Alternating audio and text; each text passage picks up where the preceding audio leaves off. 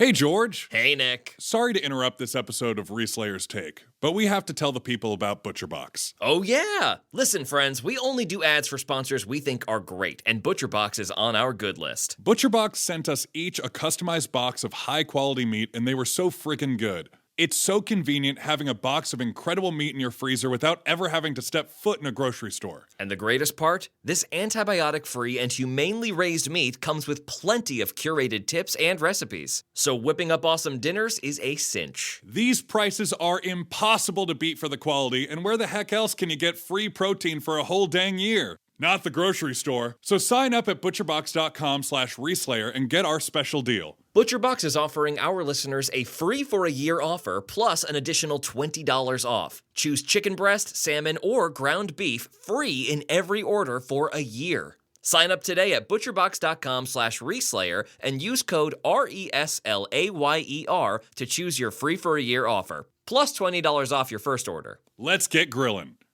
Oh, you guessed it, it's George, and I'm here to tell you about a new amazing podcast that you are going to love from HeadGum. In this improvised narrative role-playing podcast called Rude Tales of Magic, you will join artists, writers, comedians, all from Adult Swim, Cartoon Network, Comedy Central, Marvel Comics, and more as they fight and fumble their way through this madcap and exceedingly rude fantasy wasteland of Cordelia. Branson Reese and his Jester's retinue, Christopher Hastings, Carly Minardo, Tim Platt, and Joe Lepore, as well as Allie Fisher, star as a group of unlikely survivors: a talking crow, a lich in a wig, a bubbly fawn, a Sasquatch punk, and a tiefling hunk, who must solve the mystery of Polaris University's vanishment and return balance and higher education to their world. It's going to be very hard and very, very, very, very rude. Whether you're a longtime lover of the series or a newbie to Cordelia, this tale is one you definitely don't want to miss. Subscribe to Rude Tales of Magic on Spotify, Apple Podcasts, Pocket Casts, or wherever you listen to podcasts. New episodes drop every Wednesday. Enjoy!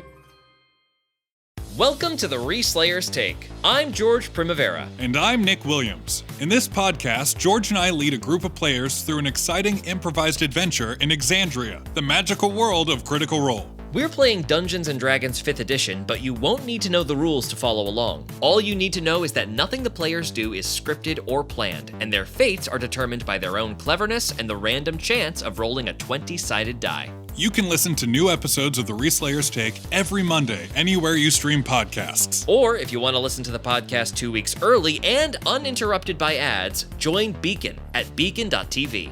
Last but certainly not least, if you're enjoying the story, please consider leaving a rating and review. Your feedback might inspire someone new to join this adventure. Now, without further ado, welcome to the Reslayer's Take. A cascading torrent of snow chases our party down a leafy mountain slope, taking down tree after tree after tree behind them. Idrin, Hira, Frog, and Farah sprint at a downward angle, careening forward almost uncontrollably, with Timpani, Guff, and Poogs bringing up the rear. Oh, why do I never have the spells I need? I need to go for this. Everyone make a dexterity save. 13. 12. 21. 23. There is a cracking sound shockingly close as an enormous tree slams down into our party's path. Thickets of branches and bramble now obstructing the way forward. Timpani and Poogs get caught up in the thicket. Jeez, alone!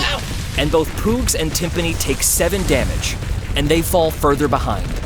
Farah looks back at the avalanche to see where it's cascading the hardest in order to angle her movements toward a better spot. Roll a survival check. 25. Farah successfully dives out of the way of the raging snow and finds herself in a safe position. Hira excels at acting swiftly and cunningly in battle. She attempts to outrun the avalanche using nothing but sinew and speed. Make an acrobatics check. 23. And Hira digs deep, finding a second wind within her sprint, and tears away from the snow. Keeping her training in mind from the monks who taught her, Frog engages her long legs and takes a giant leap forward. Make an athletics check. 15. Frog sails over an enormous boulder sticking out of the side of the mountain. The snow impacts behind her like a giant ocean wave, and she runs down the hill to safety. Jordyn looks around a bit frantically and then looks over at the hawk on his shoulder. Find me a path! As he sends his hawk up into the air, he continues to move forward, magically seeing through the eyes of his hawk so that he can gain a better vantage point. Make a perception check with advantage. 17. Jordyn essentially switches eyes with his hawk, and he sprints forward, gazing through the hawk's point of view, finding the clearest path possible and also avoiding the falling snow. Meanwhile, Poogs and Timpani continue to sprint forward desperately and will make a constitution save each. Timpani gets away from the avalanche, his enormous furbolg strides doing most of the work for him, but Poogs is caught by a wave of snow. Oh no! And Poogs is buried under snow, taking 19 points of damage. A little goblin hand sticks out of the snow. Ah, jeez, Poogs! Seeing that their friend is in danger, Hira attaches a rope to the end of a crossbow bolt and takes careful aim in the hopes of embedding the bolt in the snow near him. Roll an attack. 4. The crossbow bolt disappears into the snow, and Poogs takes 2 damage. Good enough. And Hira pulls on the rope. Can I help keep you steady? Hira hands her one end of the rope to assist in the pulling. Hira, make an athletics check with advantage as Frog helps you. 13? And Poogs is rended free from the snow, a crossbow bolt embedded in his buttocks. Thank you. Nice shot, Hira. Yeah, nice shot. It wasn't exactly where I was aiming, but I suppose it did the job. It certainly found purchase. Well, glad to see you okay, small friend. I was afraid we may have lost you. Timpani steps forward and stares up the mountain at the purple light. Everybody make a perception check. 18. 10. 19. 21. Hira, as you lean down next to Poogs, making sure he's okay and tending to his small piercing wound in his butt, the other members of the party walk forward. An alarming amount of snow has fallen from the peak of the mountain where our party made camp only a few moments earlier. The violet light still shines brightly through the trees malevolently, and before your eyes, shifts and becomes a less bright, dull, sickly green. It could be the wind running through the autumn-struck leaves, but no. Now that you listen a bit closer, a whispering fills the air, and in the distance, the crunching of leaves underfoot. Something is approaching. Did anyone else hear that? Yeah, I think I heard something. Sorry, removing a crossbow bolt is not quiet work. Ooh! No, it's not Poogs' yells of agony. There's something coming down the way. Should we hide from it by chance? Let's move. Everybody make a stealth check. 14. Nat 20. 25. 12. Poogs looks around for a place to hide, and instead simply freezes, hoping not to be noticed, while the rest dive behind piles of snow, leaves, and tall trees. Walking toward all of you, shuffling forward on icy feet, are crudely constructed, faceless snowmen with limbs comprised of yet more packed snow and ice. They seem to be backlit, as if some ethereal light source is attached to their backs, and as they appear, one steps forward and draws 2 little eyes on its blank face, accompanied by quite a friendly smile. Guys, I think they're friendly. I think you might be wrong. The snowmen look at each other and wipe their faces blank and hastily draw angry faces. And the snowmen lurch forward. From his hidden location, Timpani whispers to Hira, I've seen these guys before. You gotta get behind them if you want to attack the best. And he stays hidden. It's a good thing backstabbing is my specialty. I know. That's why I told you about it. Jordyn sees these terrifying creatures of snow and raises a fist with the sun on it. He pulls it back behind him and then throws it forward in a punch and blasts a firebolt straight towards the snowman, trying to pierce through it and hit whatever glows in the back. Roll an attack. 17. Hit. Roll damage. 15 fire damage. One of the 4 snowmen is absolutely rocked by this firebolt, and you see the ice burn away even more quickly than you anticipated. You've exploited this snowman's vulnerability to fire. Scared of a little fire, snowman? Nope, that's not it. That definitely. And in doing so, you see a glowing, sickly green stem of textured light protruding from the ground, seeming to support these snowmen standing upright. Well, I hate that. Hira slides down the lip of the depression through the snow with extreme silence from her concealed position, attempting to maneuver behind one of these snowmen in order to strike it from the back. You have a clear view of the stem that's protruding from the ground. Thanks for the heads up, Timpani. Timpani holds up 2 little thumbs ups from his hidden position. Roll an attack. Natural 20. Roll damage. 32. The rapier passes into the snowman, carving tons of it away. The entire bottom half of the snowman, from the neck down, drops, becoming formless snow. But the green stem seems completely unaffected by the strike, and turns around with just a snowman's faceless head facing Hira. Ooh. Farah, roll an Arcana check. 18. You recognize the green textured light immediately. Yeah, I think these are ghosts. Farah, having a hunch on the type of ghost, takes a closer look. Make a history check. 17. These are ghosts that you used to colloquially call marionettes. Shapeless, ghostly apparitions that take inanimate objects and possess them as weapons. These spectral forms are typically invulnerable to physical attacks. Knowing she is unable to do any damage to the ghosts themselves, Farah aims for the snow to try and take away their main source of damage. Roll attacks. 20, 13. 1 hit. 5 damage. Snow flies as Farah strikes one of the snowmen across the chest. There's a little divot now, but otherwise, the snowman seems unfettered, and they all lunge forward on the offensive. One of the snowmen reels back and thumps Farah twice with hard, icy fists. She takes 15 damage, bringing her down to 29 points of health. One of the weaker snowmen attempts to attack Jordyn, and just barely grazes him, dealing him 6 points of damage, bringing him down to 26 points of health. Hira is also assaulted by one of these icy figures. Avoiding one swing from this creature, a shocking uppercut catches Hira under the jaw, dealing her 11 points of damage, bringing her down to 33 points of health. Hira's eyes flash with anger, and she utters one word while extending one crooked finger. Ugh. And she casts Hellish Rebuke. 18. Although the snowman reels back to avoid the brunt of this hellish fire, the snow completely burns away, leaving the ghostly stem exposed. And then, there is a shrieking noise that pervades the air as the fire seems to make the vine wilt and retreat back into the ground.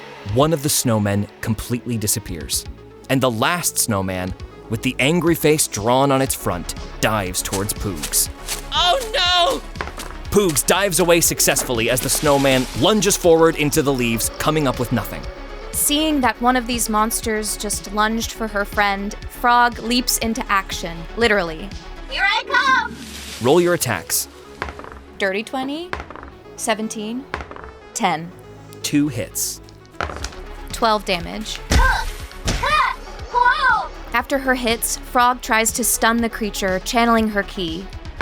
But the snowman shows no signs of slowing down.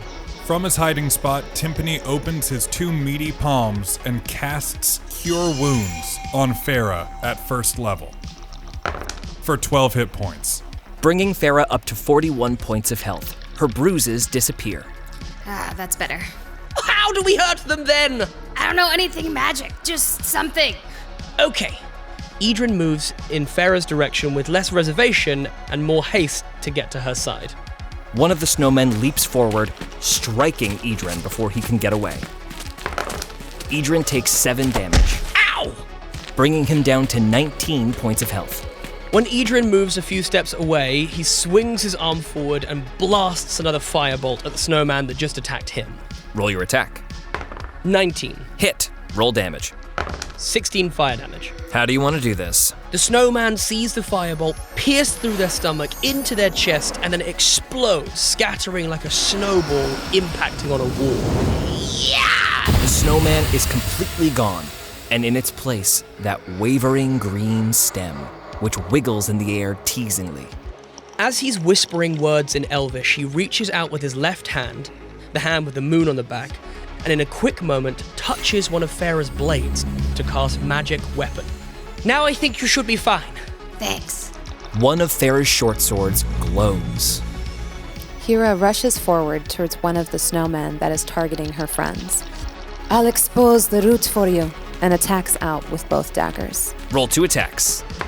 21, 17, Both hits, roll damage. 25. How do you want to do this? Hira carefully appraises the weakest part of the snowman, digs both of her blades in, and with one swift motion, pulls it apart. And the snowman falls away, revealing another exposed ghostly vine. Farah lifts both her short swords. Her arms glow a bright red, draining some of her energy. The blades catch fire. As Farah's energy drains, she is brought down to 37 points of health. She strikes the glowing vine 2 times. 20 and 21. The unempowered short sword passes uselessly through the vine, but the second, glowing, connects. Roll damage. 9 magical slashing damage, 9 fire damage. There is another shrieking in the air. The vine begins to convulse as the top is lopped off, and then it shoots back into the ground. There's only one snowman left now. It turns around to face all of you. Its angry face, wiped away, with one swipe of an icy hand. And then, the root disappears into the ground, and the snowman falls into the leaves, formless. There's a bit of quiet. The wind picks up. Poogs walks out from his hiding spot. Wow, we did it! You guys are amazing! And you see roots that have come out from behind him, seize around his limbs, and pull him through the trees. Poogs, no! And he is taken back into the forest. Timpani explodes out of his hiding place. Ah, Poogs! That goblin sure has a penchant for trouble. He was the best of all of us. He was just trying to get by after a hard life. Oh, I'm sure. I just feel he is one of those unlucky types, Hira says, gathering her things to begin going after Poogs. Well, sure, but which one of us here isn't an unlucky type? That would be me. That's right. All of us are the unluckiest group of misfits that there ever was. I gotta say that I'm actually kind of pretty lucky, I think. Yeah, I've gotten pretty lucky a couple times. We do have to go after Poogs, right? Like, we have to. Yeah, I think so. Yeah, I guess we should. Timpani turns and stares into the middle distance. You guys don't even know the half of how unlucky old Timpani Guff is. He turns around and sees that everybody is gone. Oh boy, this always happens to old Timpani Guff. Timpani lightly jogs, trying to catch up. The rest of our party sprints forward towards that glowing, pulsing green light. I gotta say, whoa, nice job in that fight. Who knew so many of you had the ability to connect with fire on a personal level? I really was no good at that fight, and I really apologize for that. No, I would say you were good. You were good at not getting hit. Yeah. Oh, and Farah, that should last, about an hour. Great, I'm gonna need it. The group comes up on the barrier as you all slow down, crunching the leaves underfoot.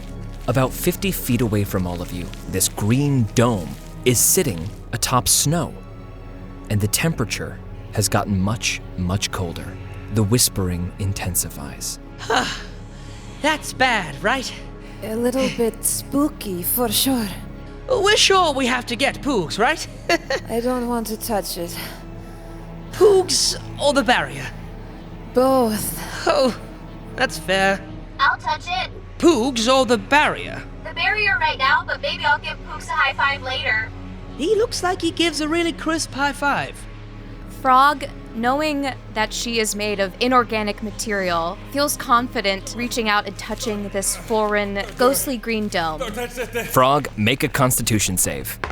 Natural 1. As Frog goes forward to touch the orb, she immediately feels an intense, forceful energy just about to shoot her backward into the tree. But before the energy comes to fruition, Jordyn clasps both of his hands together and then throws them forward in Frog's direction. No, wait! Frog, don't! And then uses his chronal shift. only to Jordyn's perception, time dials backwards. Frog blinks with a strange new awareness as she is just about to touch the orb. Frog, re-roll your Constitution save. That's a 16. Success. Frog, you are repelled backward 5 feet as if shoved in the chest. Pull! But you successfully brace against the impact, taking no damage. I would say don't touch it. Whew, deja vu. Everybody make an Arcana check. 13. 21. 15. 17. Yeah, it's trying to keep living things out. Timpani walks up kind of sheepishly. Yep, Farah is right there, but that's not the whole story. Oh, jeez. Okay, I wasn't gonna tell you guys so soon. Gab, I guess we're here, and with Poogs taken away, I'm not part of the Slayer's stake. I know that's a hard, tough pill to swallow, but I mean, look at me. I'm not really suited for it, and I've tried my darndest for many years, hundreds of years, in fact, to get in there. They will not let me in. Most of my stuff is, nature-y and healing-y, and making plants grow over stuff, and then traveling into the plants and moving in trees, and druid stuff. Anyway, the last few years, in self-inflicted exile, I noticed a bunch of spooky anomalies happening all over the place. In every town I went to, there was more spooky stuff. And then I came out to the woods and it was the spookiest of all. I discovered that it wasn't just any old ghosts. It was the monsters that the Slayer's take had slain in the past, coming back, puppeted by those spooky vines you saw. So I took this to the Slayer's stake, and gosh darn it, they didn't believe a single word that I said. And I did everything that I could to try to convince them, and they called me a crackpot, and well, I just figured that if I tried to convince you outright that you'd think I was a crackpot as well, and so I lied. But as long as you're stuck out here with me, I do have a theory. I believe that entire ghost story that I told you about the Timber Blight and the ritual and all that stuff, I think that's true, and that there's a big cover-up happening here. Frog whips out her journal, flipping page after page to get to her most recent set of notes. Are you talking about Putridius Festerkin? That's right, you got it in one. Putridius Festerkin is a real guy, and he's coming back in a big way. And the Slayer's stake is trying to cover it up, maybe because it makes them look bad, or maybe they just don't like me, or the fact that I've tried to get in so many times, but I've spent a lot of time out in the woods observing these spooky creatures and writing in my crazy journal, and gosh darn it, I think I'm right here. And Timpani pulls out his own field guide from his coat pocket that looks extremely weather-beaten and like it was written by an insane person. Timpani, do you mind if I take a look at your notes? Yeah, of course. What's life's work if nobody gets to read it? Just don't dump it into the snow or toss it into that spooky dome. Timpani tosses the book over to Hira. Hira extends an ochre hand and grabs it with one sharp motion and says, I will be careful with your beloved property. Roll an investigation check, Hira. 10. Insane is an understatement. As soon as you open the book to a random page, paper springs out at you, and there is a makeshift pop-up art of a big spooky ghost. Just like you'd think. A big round head, angry face cut out into the paper, and a wispy tail. I'm a bit of a visual learner, and I couldn't let these secrets get into the wrong hands. I applaud your scientific method. Hira's nostrils flare as she closes the journal and hands it back sullenly. And listen, if you just want to pack it in and head back down the mountain, I get it. I understand. That's what everybody else has done in every other backwater town we've been to. This is our last shot in the whole valley. Nobody's believed me so far, why would they start now? And I don't even have Pogues anymore, the one guy who stuck with me the whole time. Timpani really stepped in it now. Timpani gazes back at the dome. There's a beat of silence as the malevolent pulsing of the dome causes the leaves on the ground to flutter.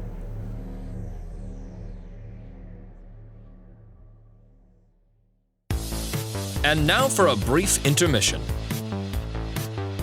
Creating really great retail experiences is tough, especially with multiple stores, teams of staff, fulfillment centers, separate workflows. It's a lot.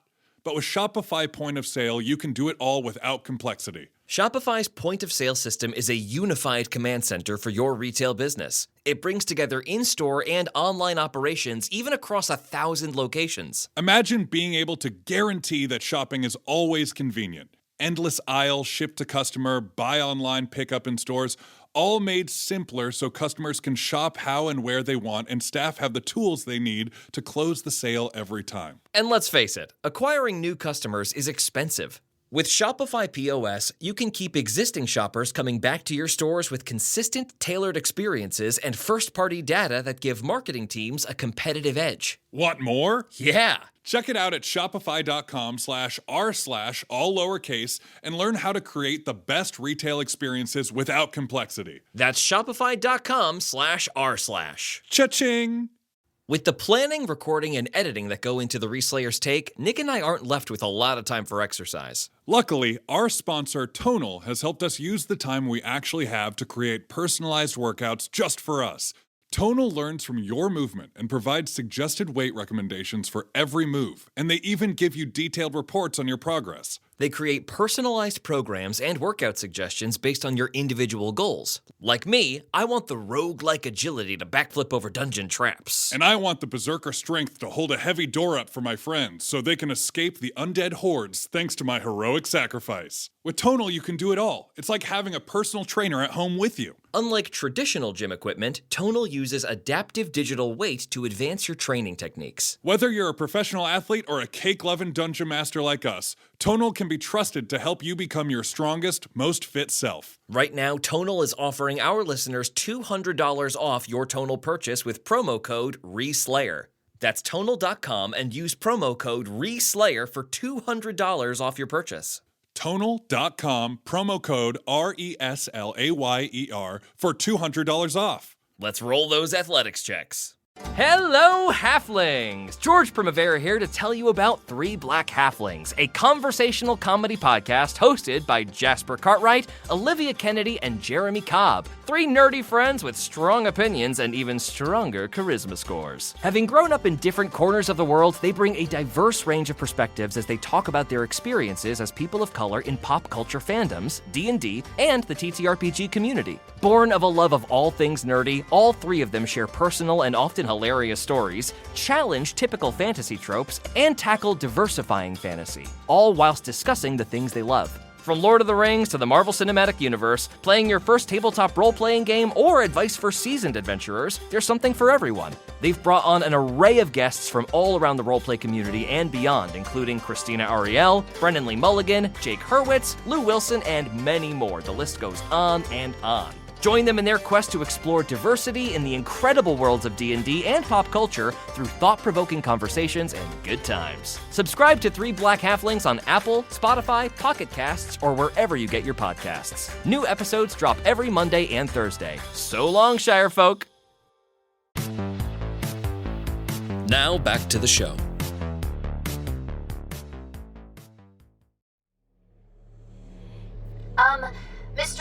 Mr. Timpani, Guff, sir, I was really never in it for the money, which I feel was like a pretty big draw for the Slayer's Take. I'm mostly here for, knowledge and gaining new experiences, and so I'm happy to learn more about this ghost and this dome. Also, I don't think we should leave Poogs behind. I think we can still get them.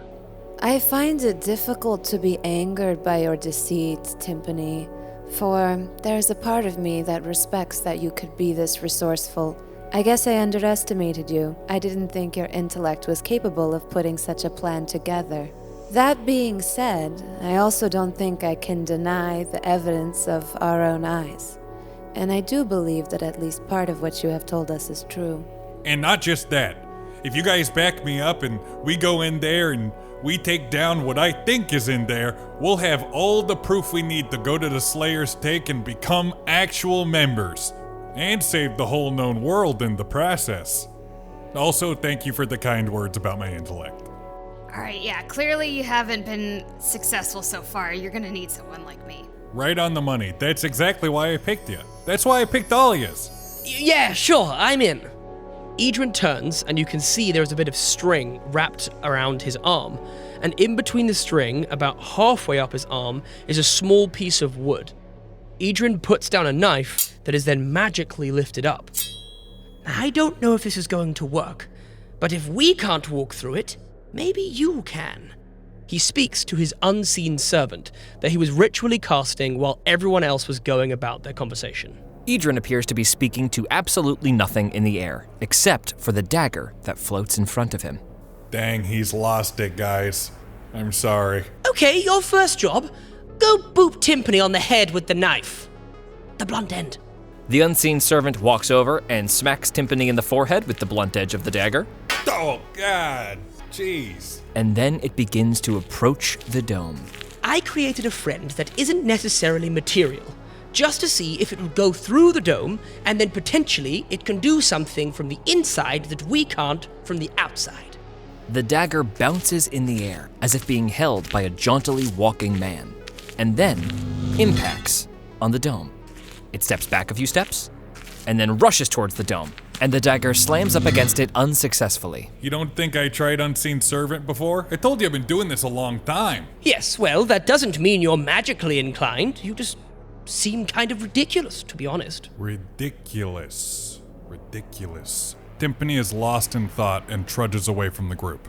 Yeah, Timpani, I was gonna say that tone was a little judgmental. You're the one that wants us to help you. Don't criticize me for trying to do something for you.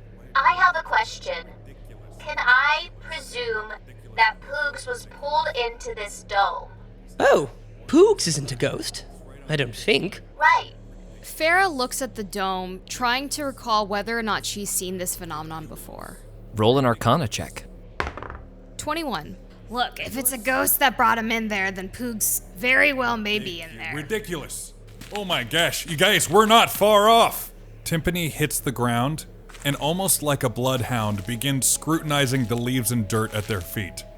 Nope, we're not far at all. Gosh, how did I never think of this before?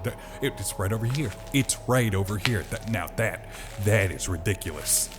Are you trying to dig under the dome? I think we've lost him. As Timpani begins digging with his hands, past multiple layers of silt and leaves and snow, you see an almost imperceptible runic carving on the stone below. Farah analyzes it. Roll an Arcana check. 23. Farah recognizes this as a druidic symbol that denotes a secret entrance nearby. Farah looks around to see if she can discern the pattern around the rune. Roll an Arcana check. 20. In the immediate area, you don't find any tracks that would denote an entrance of any kind. Guys, I got you covered. I friggin' built the dang place. I know exactly how to get inside. Just follow me. And Timpani scoots off with extreme purpose. Timpani walks up the leafy hill and then disappears over the crest of it. Jordyn looks to the rest of the group. I just want to be sure we're following a man who repeated the word ridiculous 15 times and then just up and left. Hira ponders Timpani's ability to lead such a mission. Roll an insight check. 16. While certainly very disorganized, and even a bit bumbling, Timpani seems determined, and when he gets focused on something, clear-headed. I understand some of your hesitancy, Jordyn. Timpani does have a way to sort of unsettle people, but I think for the most part he is very devoted to this cause. All right, I'm in. I'm hiding behind you lot, though. Fair enough. Jordyn takes 4 steps back. I think you can fit pretty nicely behind me. Can I ride on your back? Yes, of course. Yes! Clambering piggyback style onto Frog's back, Jordyn, you feel hard, cold metal underneath Frog's robes. Frog is still wearing dark sunglasses. Jordyn realizes that he doesn't have time to process this right now, so he resolves to come back to it later. How's the weather up there? You know, I've never been this tall before, but I think I like it. All right, let's go. The group heads up the hill, sees Timpani already about 500 feet away, standing at the base of an enormous willow tree. This is it! Come on, guys! The group slowly makes their way over and reach Timpani at the base of the tree. Wow, I am so glad to see you. I mean, usually when I give that whole spiel and, I scoot off and I say you can either come or not come, nobody ever comes. Like, nobody ever shows up on the other side of the hill, like, not one time. But here you are standing here. Wow. Timpani knocks twice on the giant willow tree. Okay, that's step 1. He then circles around the tree several times. Okay, steps 2 through 7. Check. And what was that last one? Timpani, make a history check. 18. Oh, right. Timpani elbows the center of the tree and leans against it casually. And open! And suddenly, one of the knots on the tree glows gold. Timpani picks up a small handful of mud from the ground, rubs it between his palms, blows the excess off, and presses his hands into the golden knot. And the tree seems to form under Timpani's fingertips like clay. And he carves out a door into the trunk. It moves as easily as sand, and there is darkness within the tree. Bing, bang, boom, that's it. Now you just gotta follow me into this dark tree hole. You are extremely capable and uniquely strange. Hey, thanks. Everyone peers into the dark tree, and thanks to their natural dark vision, excepting Frog, the party makes out twinkling lights within and the silhouette of foliage that is reminiscent of a musty bog. Timpani takes a bold step in. And disappears. Jordyn, would you mind being my set of eyes? I can't really see very well in here. Would you like to? What do you mean? May I have your hand? Okay. Frog reaches up her hand to Jordyn. Jordyn from his pouch pulls out a tiny bit of moss and puts it in between his hand and Frog's, and then, almost like doing a little handshake, casts light on Frog's hand. And light springs forth, now very clearly illuminating, within the tree, the entrance to a grove with a swamp bubbling a few hundred feet forward. Whoa! Cool! And the party carefully ducks under the tree.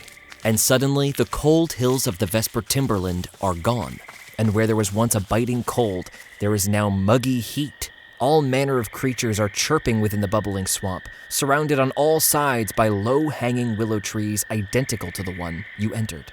Creepy lanterns filled with white glowing smoke light the path to the front door of an old thatch-roofed hut adjacent to the swamp, a small dock leading part of the way out onto the mucky water. Timpani is confidently marching across the grass towards the front door of the hut. As the group approaches, they see a sign posted just above a little gate, hastily written in black ink.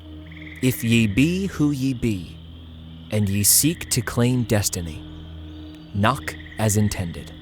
Everybody make an investigation check. Dirty 20. 18. 14. 3.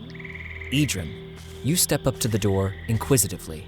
You run your hands along the old wood and find that there is a little broken metal knob right in the center of it, a little bit towards the top.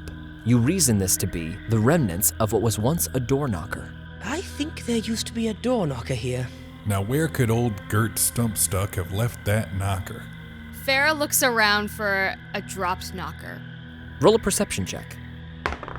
Nat 20. You find metal shards scattered across the path at your feet. Hey, Jordyn, anything you can do about this? Jordyn walks over to Frog. Are you well versed with tools or anything of a mechanical persuasion? I have a pretty basic understanding as kind of a way to be a little bit self-sufficient when it comes to my own well-being. Would you hold one of these? He pulls out a lodestone and hands one to Frog to hold. I'd be happy to hold it.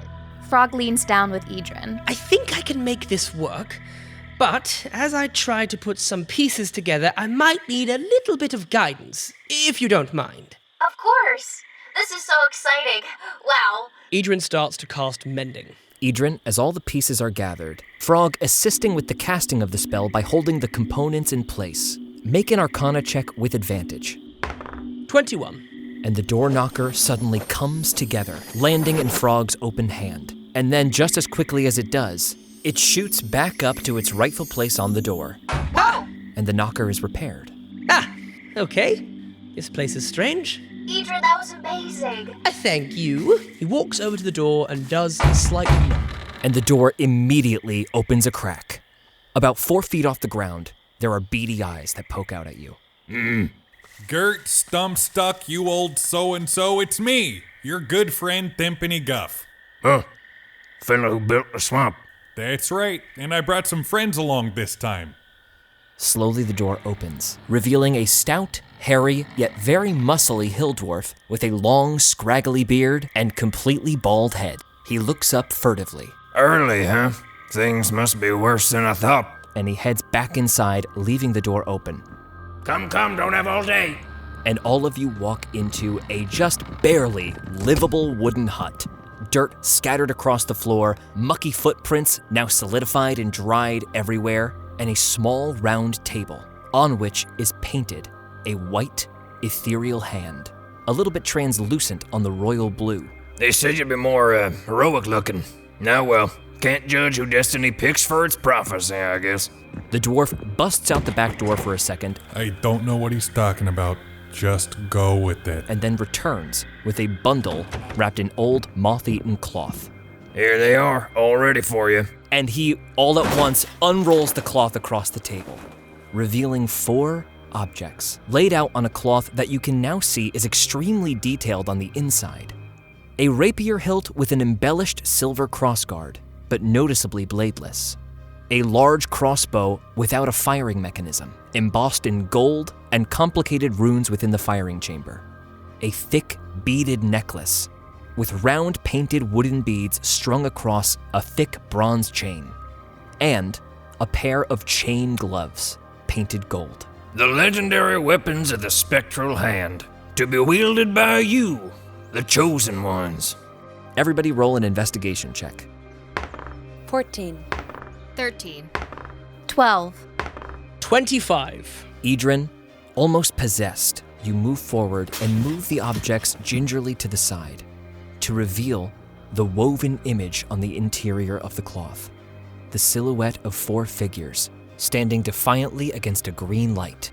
A very tall and broad figure, 2 rather moderately sized figures, and 1 that is hunched over. And it dawns on you that all 4 look shockingly like the 4 of you. Yep, the prophecy. Pretty spectacular. Of course, I'm sure the spectral hand already told you all about it, so I won't bore you by going back through the details, but come grab your respective weapons, chosen ones. I'm sure you have been training every day of your lives for this moment. Timpani nudges them forward. Okay, you heard the man, chosen ones. Jordyn walks up and looks at the chain gloves, and then looks over to Frog. You fight unarmed, correct? That's true, I don't fight with anything but my fists. Sometimes my feet. Mostly my fists. You think those were for me? I think that's up to you, to be honest. I guess we'll have to see if they fit. I've got pretty big hands. Frog, as you move forward and slip your hand within, the gloves overtly magically shape around your hands and fit perfectly. Wow, they fit like a glove. As Jordyn is standing there, he looks down to the bladeless rapier hilt. Does anyone have a preference, or...? Farah, confused by the lack of blade, walks up and grabs the crossbow. Jordyn, holding the bladeless hilt, turns and looks at Hera. This might be more your style, actually. Hera reaches out and with unsure fingers grasps the hilt and then attempts to give it one of her signature flourishes. I think mine is broken. Pick that up and I'll show you. Gert Stumpstuck points at the necklace, implying that he wants it removed from the table. As Jordyn is not holding anything, he picks it up and hands it to him, and then clears off the fabric and puts on the table with a thunk a glowing green lantern. As you all peer down and look closer, you feel like you can hear something whispering from within, and very suddenly, you start to feel shaking around your weapons. Frog, your chained hands are now glowing with a very faint ethereal light. Jordyn, the necklace in your hand seems to become empowered, radiating magical potential. Farah, the crossbow in your hand, still without a firing mechanism, wavers slightly, and within the firing chamber forms a ghostly spectral crossbow bolt. And Hira, as you wave your rapier hilt around, a ghostly blade suddenly springs forth, but passes through the table as you swing it. All right, everybody hold hands. Gert brings you all into a circle, holding on tight to Hira and Jordyn's hands, before chanting, Atun tesa eter fyr ilftaras snirtalsvat jar evil harum os the forger. And the ghost lantern in the center suddenly pulses with a bright, brilliant light, and you feel all of these weapons settle into your hands with a warmth. You have become immediately attuned to each item. All right, quick rundown. That right there, And he points to Hira's rapier. that'll basically let you poof anywhere you like as long as you get it all up into the ectoplasm. That crossbow should make it real easy to find those little critters when they start running. Hey, you. Pointing at Jordyn. Ghosts are spooky. That'll make them not so spooky. And then you, tall one. Why your eyes all glowy blue?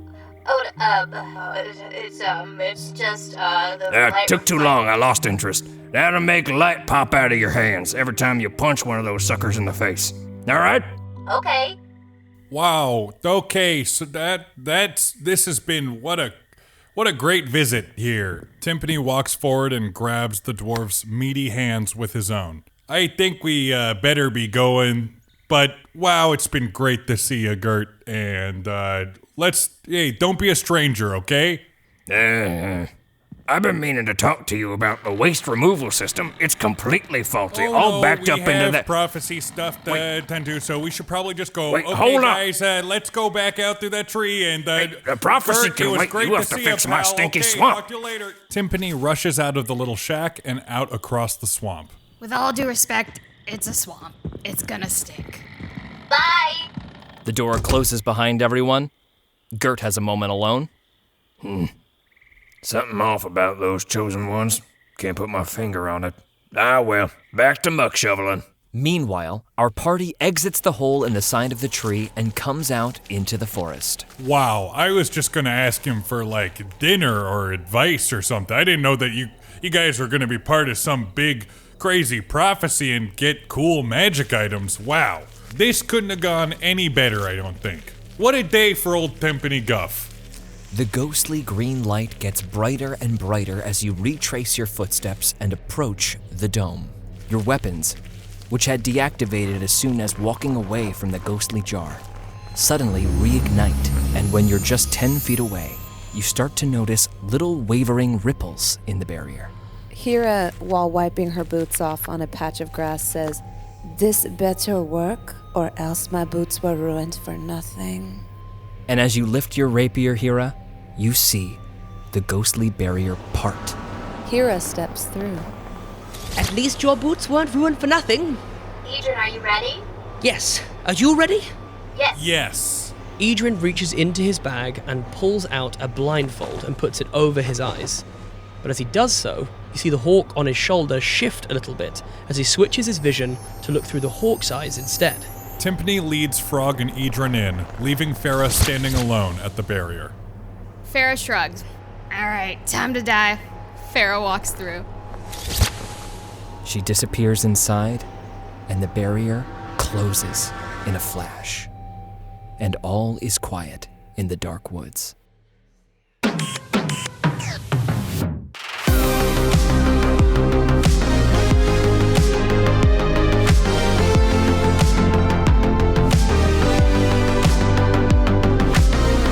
The Reslayer's Take is a Metapigeon production in partnership with and distributed by Critical Role Productions, developed in association with Euroclub. Game mastered and produced by George Primavera and Nick Williams. Featuring Nick Williams as Timpani Guff, George Primavera as Poogs, Jasmine Bhullar as Hira Agniheart, Jasmine Chiong as Farah, Jasper Cartwright as Jordyn Shadowstep, and Caroline Lux as Frog. Thanks for listening, and see you next time.